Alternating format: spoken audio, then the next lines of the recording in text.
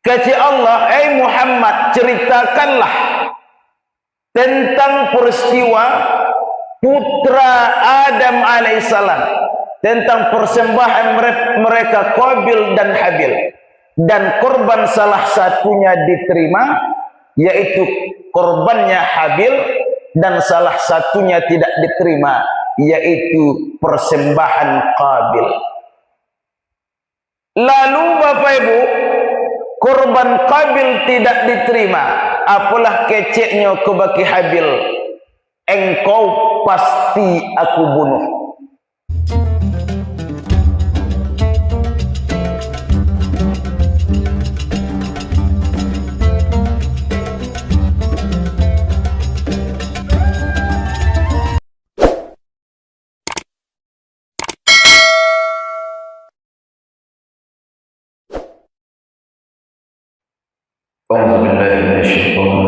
Bismillahirrahmanirrahim. Assalamualaikum warahmatullahi wabarakatuh.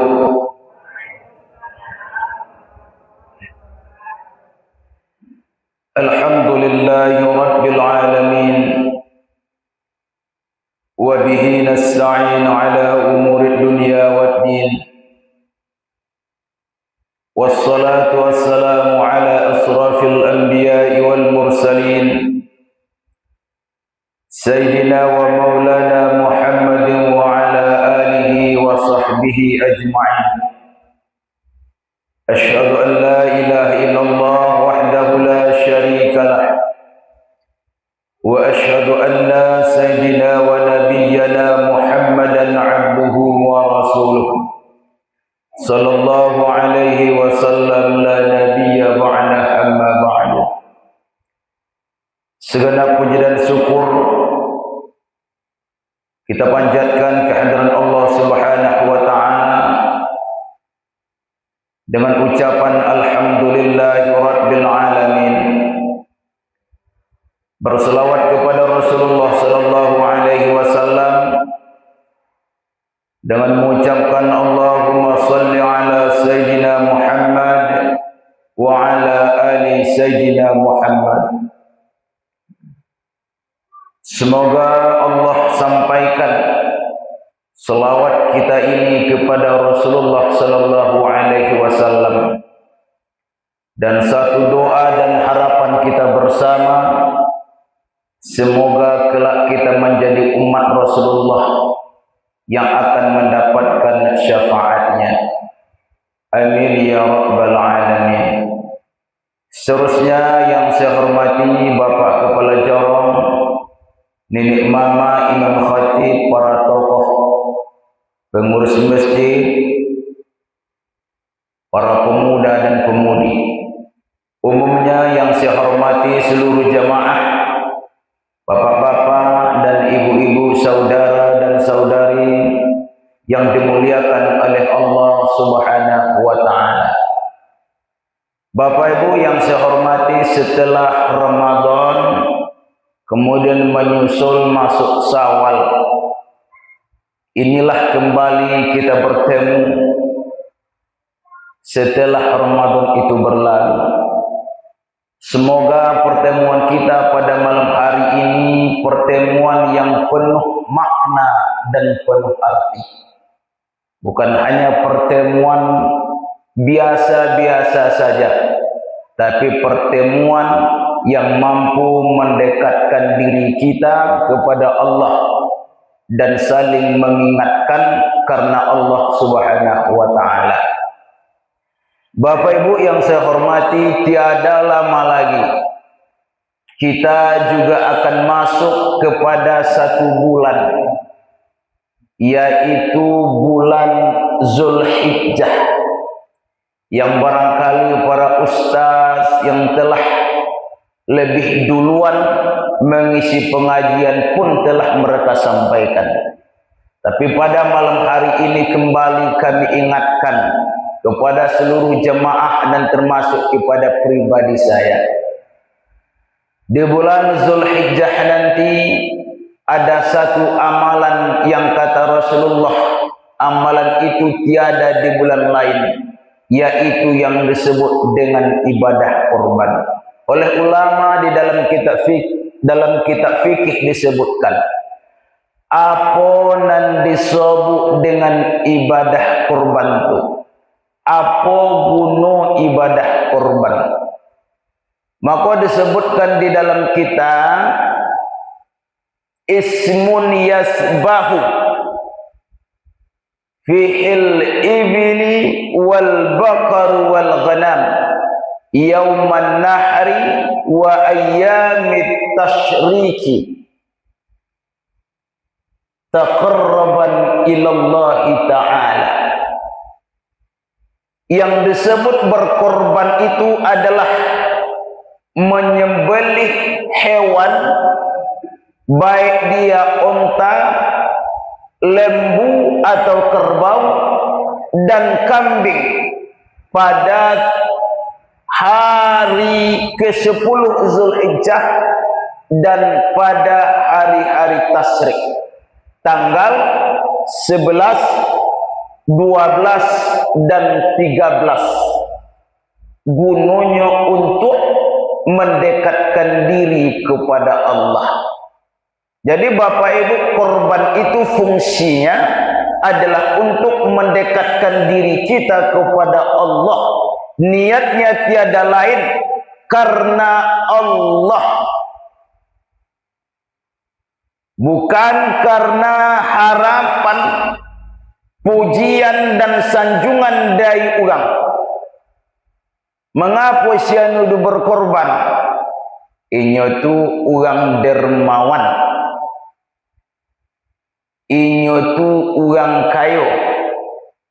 Kalau lain harapan dan keinginan awak nan berkorban untuk pujian dari manusia, maka korban itu tidaklah sampai kepada Allah dan kita tidak mendapatkan pahala. Karena korban yang sampai itu adalah korban yang didasari oleh takwa kepada Allah. Al-Quran surah Al-Hajj ayat 37. Kata Allah,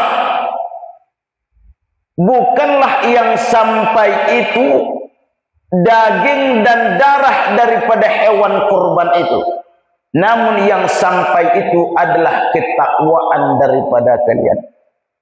Jadi ketika berkorban jemaah, yang sampai kepada Allah sebelum darah menetes ke bumi, kalau kurban itu didasari oleh takwa, maka lebih dahulu sampai kepada Allah sebelum tetesan darahnya sampai ke bumi. Jadi Bapak Ibu yang dimuliakan oleh Allah Subhanahu wa taala, dahulu di dalam sejarah ketika putranya Nabi Adam alaihissalam, Bapak Ibu, yaitu Qabil dan Habil, mereka berkorban tapi berbeda. Qabil memberikan persembahan kepada Allah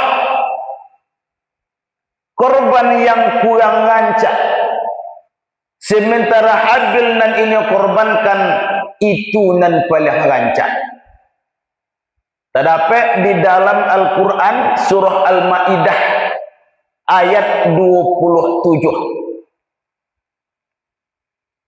Kata Allah, Muhammad, ceritakanlah tentang peristiwa putra Adam alaihissalam, tentang persembahan mereka Qabil dan Habil, dan korban salah satunya diterima, yaitu korbannya Habil, dan salah satunya tidak diterima, yaitu persembahan Qabil.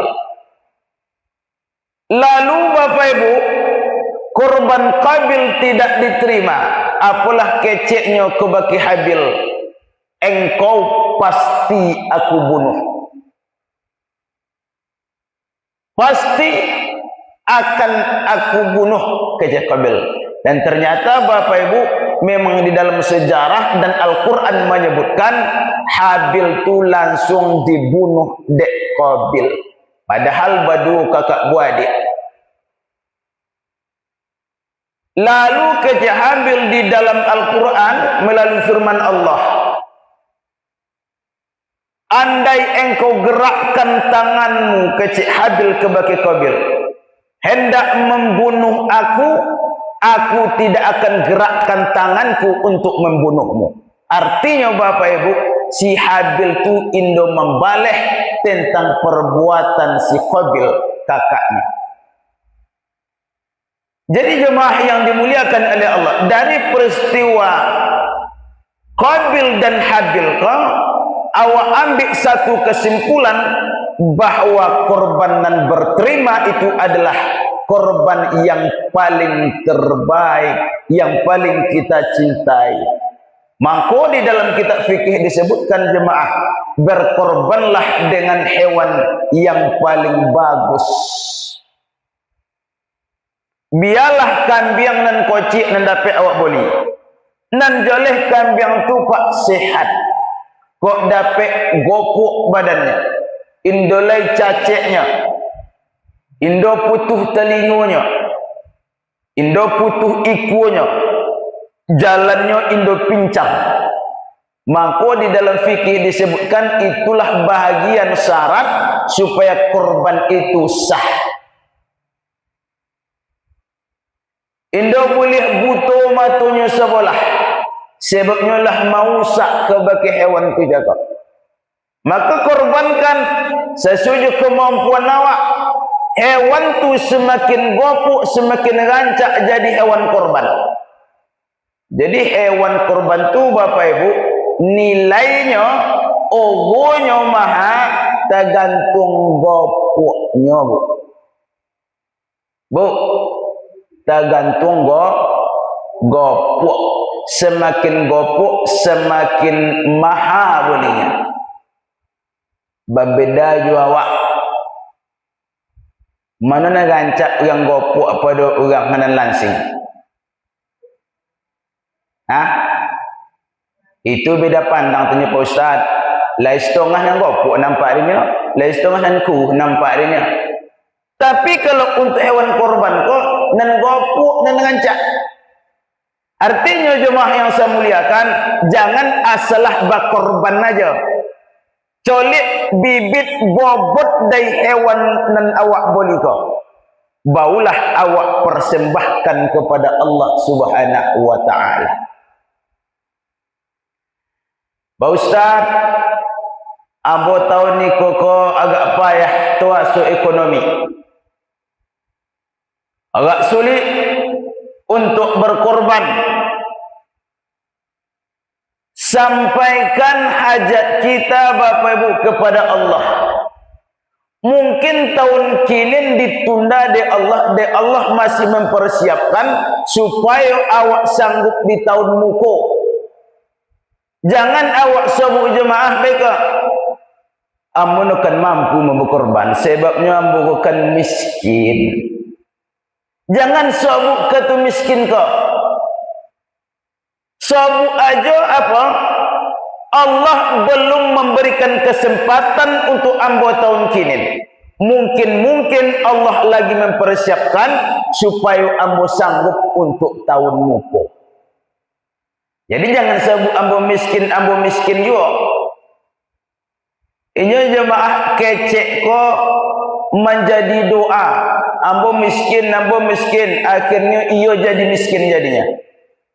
Berdoa saja kepada Allah, insya-Allah tahun muku ko Indo dapat tahun kini, tahun muku awak bisa berkorban bersama-sama. Jemaah yang dimuliakan oleh Allah Subhanahu wa taala. Berkorban iku jemaah didasari oleh keyakinan nan kuat, kesabaran nan luar biasa. Kalaulah keyakinan basu jo kesabaran, ibadah korban ko pasti akan terjadi. Makanya Nabi Ibrahim alaihissalam berdoa kepada Allah, Rabbi habli minas salihin. mulai anaknya lipat lah berdoanya. Rabbi habli minas salihin.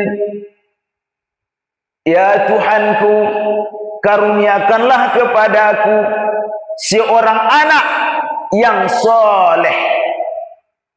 Fabasyarnahu bigulamin halim. Lalu Allah agi tahu kepada Ibrahim bahasanya inyoko akan mendapatkan seorang anak nan penuh dengan kesabaran. Jadi Bu, halim tu artinya banyak. Lai artinya orang dermawan, lai pula artinya sabar. Halim orang nan sabar. Jadi namu amboko Bu Masrul Halim. Jadi Masrul Halim kok ia orang penyoba. Halim, sesuai je nama mbok. Itulah julukan nama Nabi Ismail. Gulamin halim, seorang anak yang penuh dengan kesabaran. Tapi jemaah yang saya muliakan, puluhan tahun nan ditunggu, indole punya anak. Lalu Nabi Ibrahim dikaruniai seorang anak dari istrinya Hajar, istrinya dua, Syarah, kemudian Hajar. Syarah nan tua, Hajar nan muda. Siti Syarah jo Siti Hajar, dua bini Nabi Ibrahim alaihissalam. Kedua-duanya penuh dengan kesabaran dua. Berpuluh tahun jo Syarah indo punya anak, menikah jo Siti Hajar baulah mendapat anak. Itulah nan banamu Ismail alaihissalam. Hebatnya Bapak Ibu, itu Ismail lahir dikaruniai anak dari Allah. Lalu Allah suruh pula kepada Nabi Ibrahim, Ibrahim, tinggalkan istri dan anakmu di padang pasir yang tandus ini. Silahkan engkau pergi. Salamuku Pak Indolebu anak. Tiba-tibalah lai anak.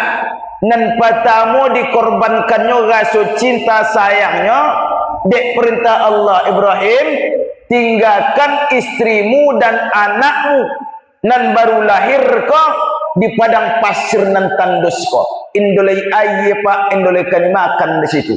Tapi dek iko perintah Allah, inyo yakin penuh maka poilahnya dari situ. Maka jemaah pada saat itulah Nabi Ismail alaihissalam di dalam sejarahnya menojang-nojangan kaki, maka dari bekas kakinya kocaka, maka muncullah air Zam-Zam.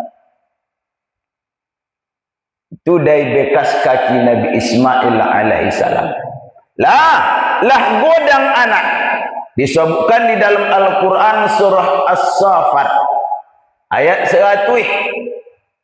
Mungkin Bapak Ibu jemaah dapat hafal ayat ke. Falamma balagha ma'ahu sa'ya. Manakala Nabi Ismail ko Bapak Ibu lah mampu untuk diajak bau sauk. Lah sedang ancak lincah-lincah. Lah umur remaja lah agak-agaknya Bapak Ibu. Maka Nabi Ibrahim alaihissalam bermimpi inyoko bahasanya Nabi Ismail disembelihnya. Bayangkanlah Bapak Ibu puluhan tahun menanti anak, baitulai anak datanglah perintah untuk dibunuh, untuk disembelih, untuk dikorbankan demi perintah Allah. Apalah kecil Nabi Ibrahim kebaki Ismail kecil. Bagaimana pendapatmu wahai Ismail tentang mimpi ayahku? Inni ara fil manami anni azbahuka fanzur maza tara. Wahai anakku Ismail, ambo dipacolikan di dalam mimpi de Allah. Ambo mengorbankan dirimu. Ya satajiduni insyaallahu minas sabirin.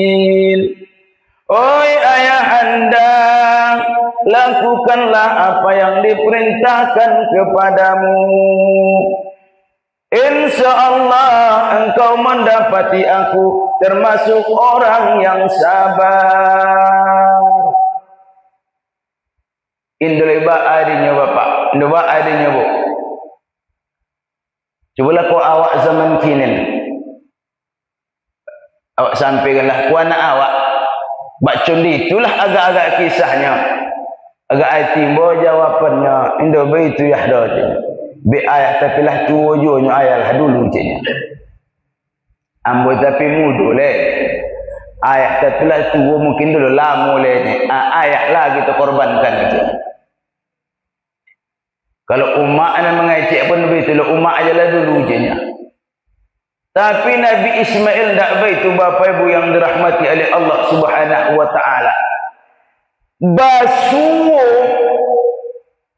keyakinan dan keteguhan akidah yang kuat dari Nabi Ibrahim, basuh jo kesabaran Nabi Ismail, maka perintahku lalu dikojokan pak. Nya kalau lah sampai pak bakal sesuaian insyaallah lalu tu. Tapi bila kau awak bila ndak membuat baik kau, datang nan seorang indo boleh baik itu, indo kan lalu. Itu baiklah contoh bapa ibu yang dirahmati oleh Allah. Di rumah tangga awak ajalah. Datang kecik nan apa itu rumah. Ambolai berencana ambo di dalam kebun sawit tu hendak membuat tobek kecik apa tu. Kan bersewa PC agak suai membuat tobek di kebun sawit kita tu. Ikulah rencananya, ikulah matang kau. Apalah kecek ibu tu rumah. Jangan cubu-cubu wek je. Jangan cubu-cubu. Ini pak kalau sampai ibu tu baik kau megoyang-goyang tunjuknya wekwa. Itu jangan cubu-cubu boleh pilih. Dah baik kau tunjuknya aja kan dilangsung bagi lekaram gitu betul. Jangan cubu-cubu wajahnya. Goyang ikut kau bahaya kau. Ini kan lalu kojo tu apa rindu lalu. Sebab nan seorang hendak melakukan nan seorang melarang. Itu pekerjaan mubah pak. Lain pekerjaan perintah nan disunatkan. Nan diperintahkan contoh bersedekah atau berinfak. Nan siapa hendak berinfak? Dia umat buyung. Ambo dia yoji ko, ambo hendak berinfak ambo. Sekian infak berencana. Berapa rencana abang infak? Agak 500,000 untuk masjid kita tu. Maan cak masjid kita tu. Datang ke cik umat paja rumah. Jangan cuba-cuba lo berinfak 500,000 banyak pun dah tu je. Oleh tu 50,000 je nya. Kurang tu tapi 50,000 juga. Maka kan lalu kalau seorang hendak melakukan dan seorang manogah indo lalu. Lepon nak basu baca itu dua ibu. Bu. Oh mak ambo. Lepon nak basu baca itu. Indo. Alhamdulillah kau dapat nan solehahnya berarti. Alhamdulillah. Ikut Nabi Ibrahim dan Nabi Ismail juga itu.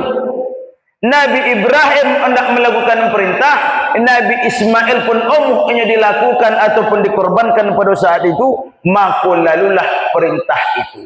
Pertanyaannya Bapak Ibu yang saya muliakan, kok Nabi Ibrahim yang dikorbankannya adalah putra semata wayang, yang dia cinta, yang dia sayangi, lalu awak apakan awak korbankan? Itu. Awak bukan anak yang awak korbankan, tapi harta yang Allah titipkan yang sekian banyak kepada awak. Apa mesti awak berfikir 1000 kali untuk melakukan ibadah pendekatan diri kepada Allah? Bukan anak, tapi sebahagian harta kita, sebahagian kecil dari yang Allah titipkan, itu nan akan awak korbankan di bulan Zulhijjah besok. Ambo Pak Ustaz lainnya tidak berkorban. Niat ko perlu bapa ibu awak pahami. Inyo korban ko kadang-kadang lai jatuhnya wajib, lai jatuh sunnah. Kalau korban ko awak nazarkan, makonyo korban wajib. Kalau indo dinazarkan korban sunnah. Kalau lah sampai awak nazarkan jemaah, makondo boleh dagingnya awak makan. Kalau korban sunnah, mako boleh awak makan. Ambo Pak Ustaz hendak mengorbankan almarhum lakimbo dan olah meninggal 3 tahunan lewat. 3 tahunan lewat Pak Ustaz, kebun sawit nan ditanamnya tu sekadar buah pasi bau. Indo sampai nikmati sawit nan ditanamnya kok Pak Ustaz inyolah meninggal. Bantiang tulangnya Pak Ustaz, 2 hektar tanah nan dibukanya, asin dari keringatnya Pak Ustaz. Sekadar berbuah pasi meninggal laki mo. Indo sampai hati mau memakan hasil sawit tu Pak Ustaz, ondak mengorbankannya atas namanya tu asumbo. Bah apa Ustaz, lai sampai, lai batimu korbannya kau Bapak Ustaz. Maka jemaah yang semuliakan disikopolulah untuk pemahaman kebaki awak. Terjadilah khilaf para ulama masalah ikoko. Kalau kece Imam Asy-Syafi'i korban atas nama orang nan meninggal dunia indo sampai berarti indo sah. Kecuali sebelum meninggal ditinggalkannya wasiatnya. Baik tujuan mengorbankan orang nan masih hidup, tapi indo izinnya. Tanpa seizinnya awak korbankan betul. Maka dalam mazhab Imam Syafi'i indo sah. Nan kedua kecek Imam Maliki, mengorbankan orang yang meninggal atau orang yang masih hidup tapi tanpa seizinnya, hukumnya adalah makruh. Makruh hukumnya.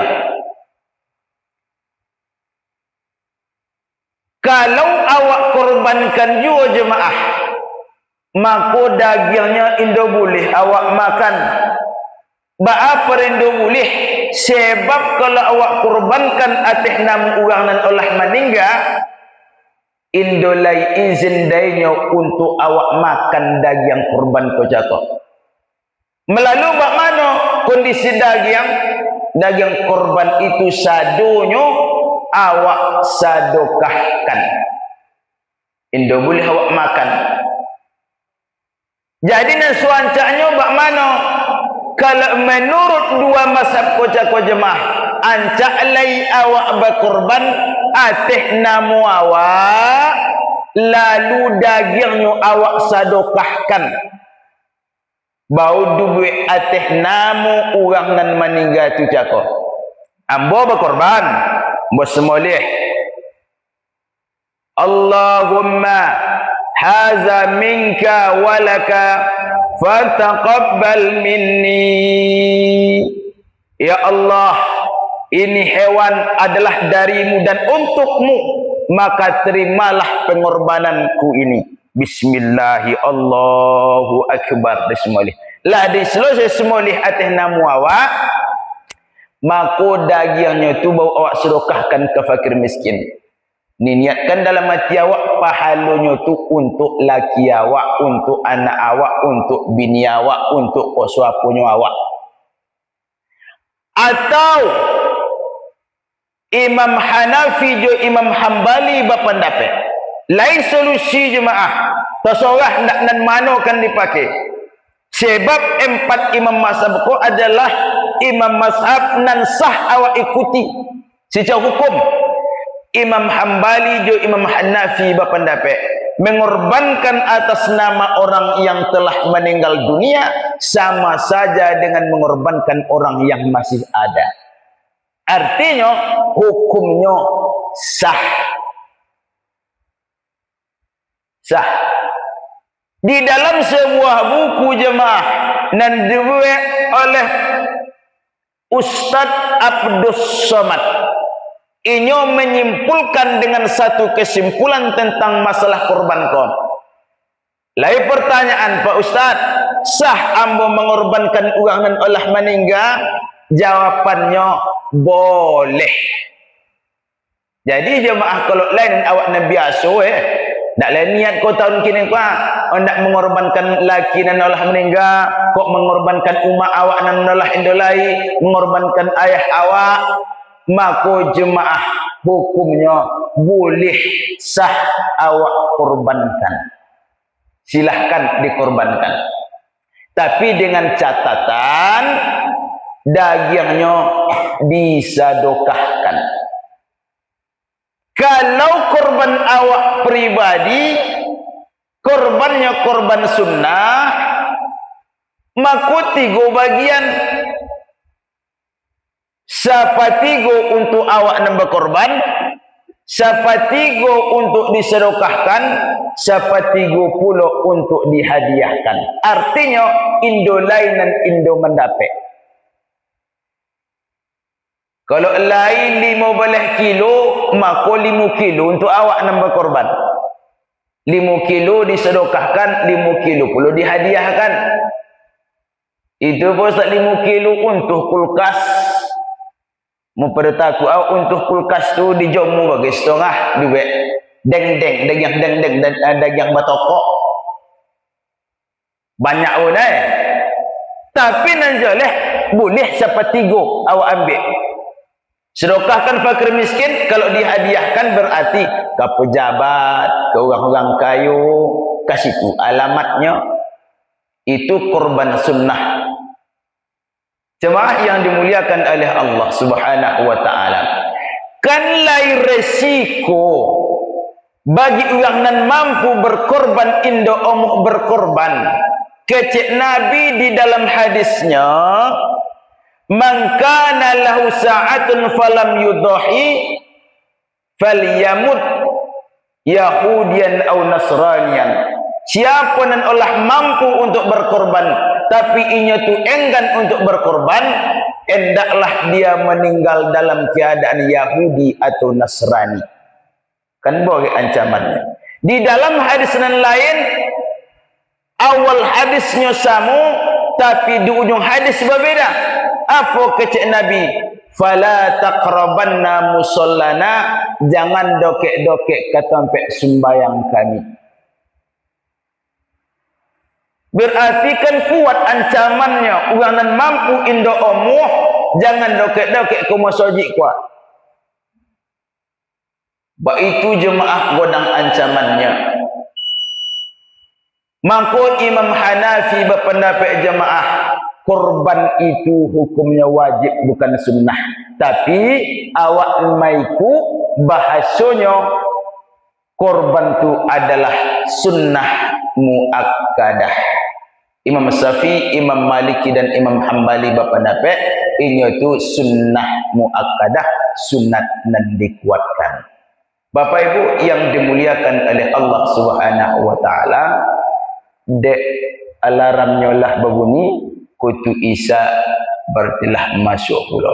Dari kajian dan singkek kepada malam kini ko jemaah, mudah-mudahan hati awak tergugah untuk melakukan ibadah korban di tahun kini ko, untuk mendekatkan diri kita kepada Allah Subhanahu wa taala.